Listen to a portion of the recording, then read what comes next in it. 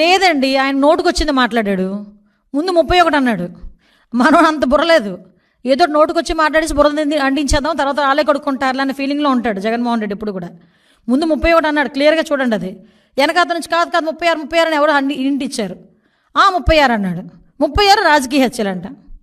చెప్పనండి ఎక్కడ రాజకీయ హత్యలు ఏమి ఉన్నాయి?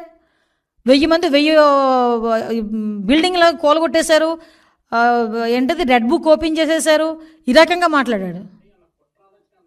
క్లియర్గా ఉంది కుట్ర ఆలోచన.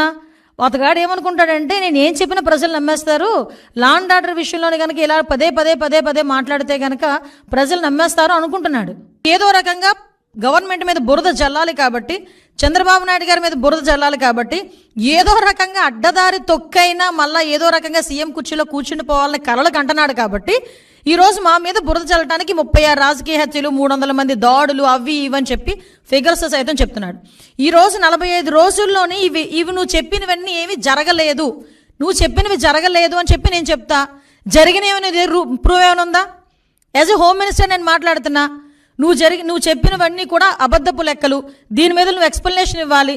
దీని మీద నేను కేసు పెట్టాలనుకుంటున్నాను. ఎందుకు కేసు పెట్టకూడదు, ఎందుకు చర్యలు తీసుకోకూడదు జగన్మోహన్ రెడ్డి మీద ఈరోజు ప్రభుత్వం మీద? అప్పుడు నిజంగా జరిగిన ఇన్సిడెంట్లే, రంగనాయకమ్మ గారు జరిగిన ఇన్సిడెంట్ అమరావతి గురించి ఒక చిన్న పోస్ట్ పెట్టారని సిఐడి వాళ్ళని పంపించి ఆవిడ వయసును కూడా పక్కన పెట్టి వాళ్ళ చేత విచారణ జరిపించి సిఐడి ఆఫీసులో కూర్చోబెట్టి విచారణ చేపట్టావు.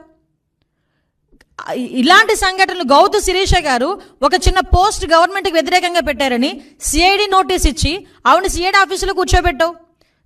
చింతకాయల విజయ్ గారిని, ఇలా చాలామంది మా టీడీపీ లీడర్లని కాకుండా జనసేన లీడర్లని కూడా గవర్నమెంట్ మీద అడ్వర్స్గా తప్పుగా ఒక పోస్ట్ పెడితేనే, నిజం అయినప్పటికీ కూడా తప్పుగా మీకు వ్యతిరేకంగా ఒక పోస్ట్ పెడితేనే సిఐడి ఆఫీసులను తీసుకొచ్చి నువ్వు కూర్చోబెట్టి చర్యలు తీసుకొని మా మీద ఎంక్వైరీలు వేసావు. ఈ రోజుకి కేసులు నడుస్తున్నాయి, ఈ రోజుకి కేసులు సంబంధించి కోర్టుల చుట్టూ తిరుగుతున్నారు. ఏం మొహం పెట్టుకుని 36 హత్యలు, పొలిటికల్ హత్యలు జరిగినాయని చెప్పి ప్రజలను భయభ్రాంతులు చేయడానికి సిద్ధపడుతున్నావు. ఇంకా నీ మాటలు నమ్మేస్తారని అనుకుంటున్నావా జగన్మోహన్ రెడ్డి, పులివెందుల ఎమ్మెల్యే?